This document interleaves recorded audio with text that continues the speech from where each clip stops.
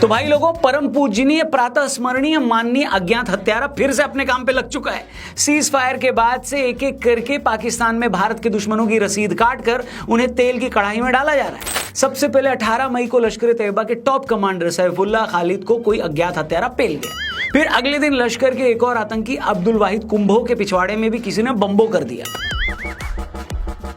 इधर सिंध प्रांत में लोग सड़क पर सेना की गाड़ियां फूंक रहे हैं। सिंध का पानी रोके जाने से नाराज लोगों ने एक मंत्री के घर में आग लगा दी। उधर आईएमएफ ने पाकिस्तान को $1 बिलियन की भीख देने के बाद एक हफ्ते के अंदर ही उस पर 11 शर्तें थोप दी हैं। तालिबान भी अफगानिस्तान से पाकिस्तान में जाने वाली नदियों का पानी रोकने की प्लानिंग कर चुका है।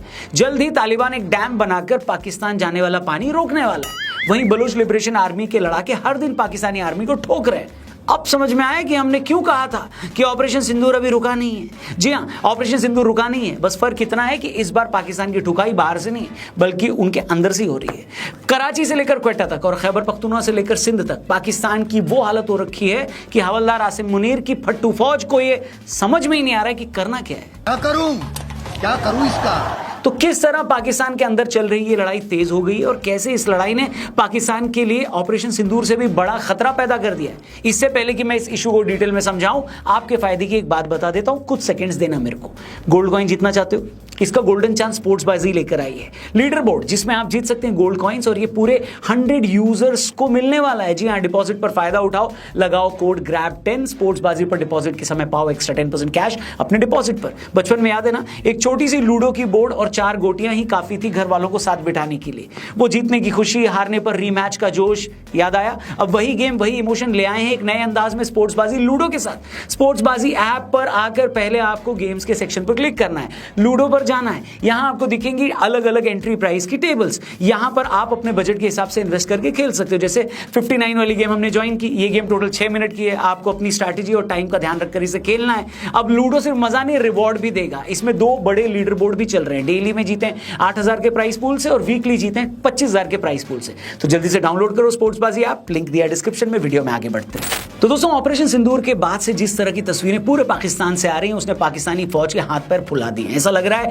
कि किसी ने एक साथ पूरे देश में कारपेट बॉम्बिंग कर दी हो। एक एक करके आपको समझाते हैं किस्सा क्या है। सबसे पहले ये तस्वीर देखिए। तस्वीर है सिंध के गृह मंत्री जियाउल हसन लंजर के घर की, जिसे एक गुस्साई भीड़ ने फूंक दिया। इस मौके पर जबरदस्त फायरिंग हुई, 2 लोग मारे गए, 6 पुलिस वाले जख्मी हुए। ये हिंसा हुई सिंध के नौशेहरा जिले में। अब वो हिंसा क्यों हुई, वायलेंस क्यों हुआ, ये बता देते हैं। पाकिस्तान की आर्मी और पॉलिटिक्स में ज्यादातर लोग पंजाब स्टेट से आते हैं, आप जानते हैं। सालों से ये पंजाबी मुसलमान पाकिस्तान के दूसरे प्रांतों के साथ सौतेला व्यवहार करते हैं। इनका सारा फोकस पंजाब पे ही रहता है। अब हुआ ये कि कुछ समय पहले शहबाज शरीफ की सरकार ने अनाउंस किया कि वो पंजाब में 6 नहरें बनाएंगे और इसके पीछे उनकी बड़ी घटिया सोच थी। दरअसल पंजाब में ये नहरें बनाकर ये लोग सिंध में जाने वाले पानी को डाइवर्ट करना चाहते थे, ताकि पंजाब में जो चोलिस्तान नाम का रेगिस्तानी इलाका है उसे हरा भरा किया जा सके। अब ये बात सिंध के लोगों को हजम ही नहीं हुई, पसंद भी नहीं आई। उन्होंने कहा, भाई साहब, हमारे यहाँ पीने को पानी नहीं है और तुम लोग हमारा पानी रोककर उस एरिया को आबाद करना चाह रहे हो जहां पहले से कोई नहीं रहता। बस इसी बात पर कई दिनों से सिंध सुलग रहा था। अब हुआ ये कि पहलगाम के बाद जब इंडिया से टेंशन बढ़ी तो शहबाज शरीफ की गवर्नमेंट ने ऐलान कर दिया कि फिलहाल इस प्रोजेक्ट को रोका जा रहा है। जैसा कि मैंने पहले भी कहा है, पाकिस्तान उस डॉगी की पूंछ की तरह है जो कभी सीधी नहीं हो सकती। जैसे ऑपरेशन सिंदूर में सीज फायर हुआ, पाकिस्तानी आर्मी ढिंडोरा पीटने लगी कि हम तो वॉर जीत गए। ऐसे में फिर से उन्हें कॉन्फिडेंस आ गया कि हम प्रोजेक्ट दोबारा स्टार्ट कर सकते हैं। जैसे ये बात सिंध के लोगों को पता लगी, वो भड़क गए, सड़कों पर उतर आए। हाईवे के पास कहीं ये लोग प्रदर्शन करना चाह रहे थे लेकिन परमिशन नहीं मिली। इसके बाद भीड़ उग्र हो गई और गृह मंत्री के घर पे आग लगा दी। अब कहने को तो ये पाकिस्तान का डोमेस्टिक इशू है जिसमें भारत का कोई रोल नहीं है, लेकिन 2 बातें जरूरी है। पहली बात तो ये कि जो पाकिस्तान आज हमें बोल रहा है कि हमने सिंधु जल संधि को स्थगित करके उसका पानी क्यों रोक लिया, वही पाकिस्तान अपने लोगों का वो पानी नहीं दे रहा है और रोक रहा है जो भारत से उसे मिल रहा है। दूसरी बात, पाकिस्तानी फौज और सरकारें सिंध के साथ लगातार भेदभाव कर रही थी। ये लोग न उनकी जुबान की इज्जत करते हैं और न ही उनके कल्चर की कद्र करते हैं। 1947 के बाद भारत से वहां जाकर बसे मुसलमानों को आज भी मुहाजिर बोलकर 2nd ग्रेड सिटीजन जैसा ट्रीट किया जाता है।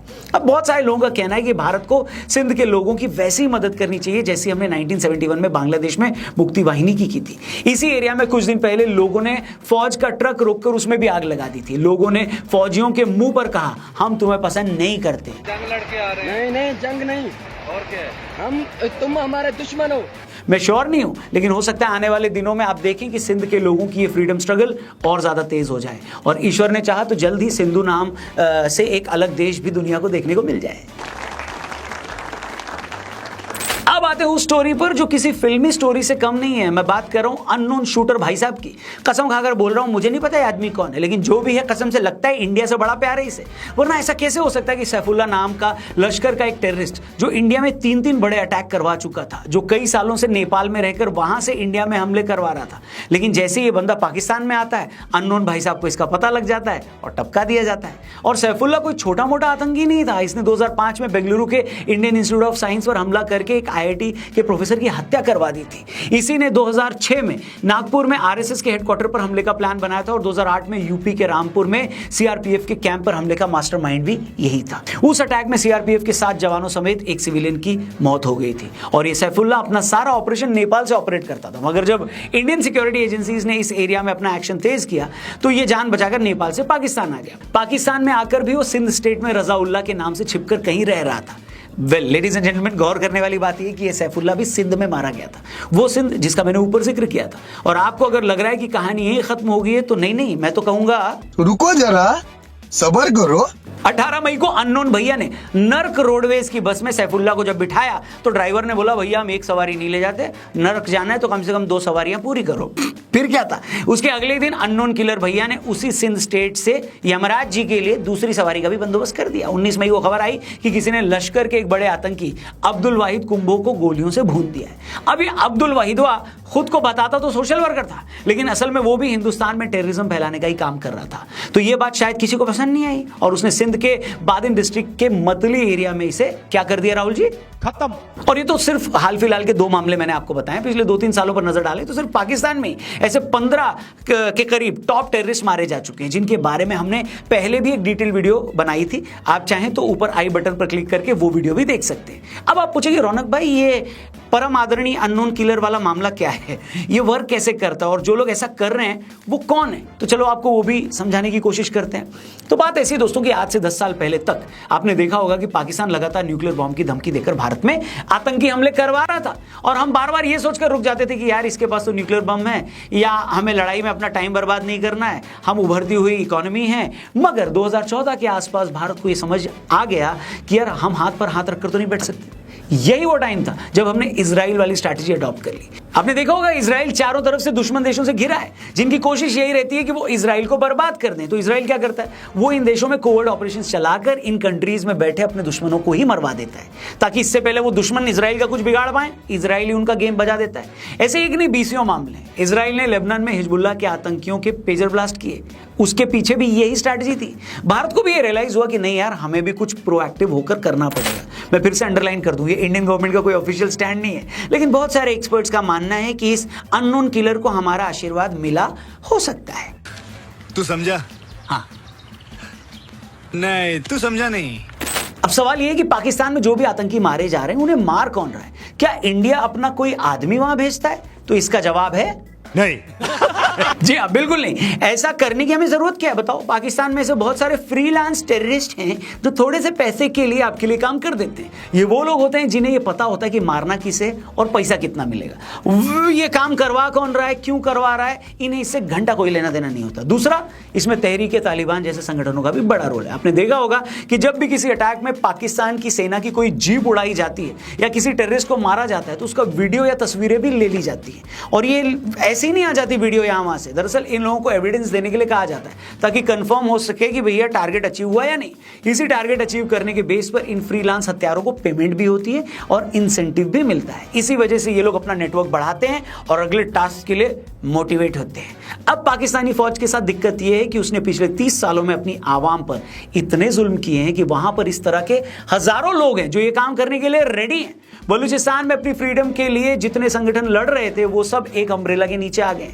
तहरीक तालिबान जैसा संगठन जो पहले सिर्फ खैबर पख्तूनख्वा तक लिमिटेड था वो भी अब बलूचिस्तान में ऑपरेट कर रहा है। इसलिए आप देख रहे हैं कि ये लोग एट विल वहां आतंकियों को मार रहे हैं। स्टार्टिंग में ये लोग ISI के छोटे हैंडलर्स को टारगेट कर रहे थे, फिर इन्होंने मिड लेवल के आतंकियों को मारना शुरू किया और अब आप देख रहे हैं कि सैफुल्लाह जैसे टॉप टेररिस्ट भी मारे जा रहे हैं। वेल, अगर हम पिछले 2 साल की बात करें दोस्तों तो 20 फरवरी 2023 से लेकर 15 मार्च 2025 के बीच बहुत सारे मोस्ट वांटेड आतंकियों को इस परम आदरणीय अननोन गनमैन ने जहन्नुम पहुंचा दिया है। और ये अननोन गनमैन इतना शाय आदमी है ना कि क्रेडिट लेने भी नहीं आता।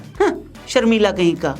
कौन है, कहां से आते हैं? मरने वाले इन टेररिस्ट में रावलपिंडी में हिजबुल का इम्तियाज आलम उर्फ बशीर अहमद पीर, कितना बड़ा नाम रखता है।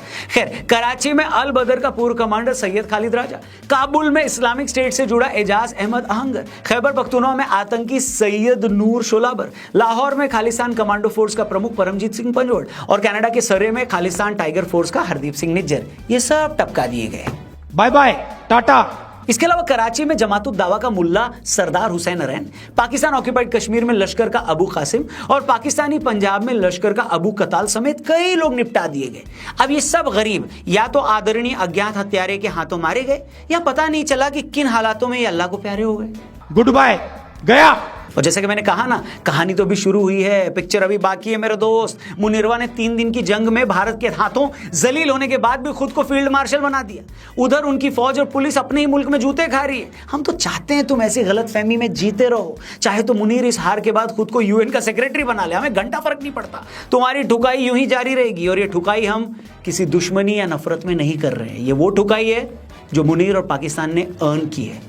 बलूचिस्तान हो, सिंध हो या खैबर पख्तूनख्वा, यहाँ हम उसे नहीं पेल रहे हैं, यहाँ उसी के लोग उसे रेल रहे हैं। हम तो बस क्लास मॉनिटर की तरह ये चेक कर रहे हैं कि सारा काम प्रॉपर तरीके से हो रहा है नहीं हो रहा है। हेलो कुछ लोग पाकिस्तान को चाइना की नाजायज औलाद बोलते हैं या चाइना का माल बोलते हैं, और जो लोग ऐसा बोलते हैं वो ये समझ ले कि चाइना का माल ज्यादा टिकता नहीं है। पाकिस्तान की भी एक्सपायरी डेट आ गई है और एक्सपायर्ड माल अपने आप कूड़ेदान में चला जाएगा एक दिन। जी हाँ, कूड़ेदान, इतिहास का कूड़ेदान, जहां किसी को एक दिन ये याद भी नहीं रहेगा कि पाकिस्तान नाम की कोई बीमारी धरती पर कभी एग्जिस्ट भी करती थी या नहीं।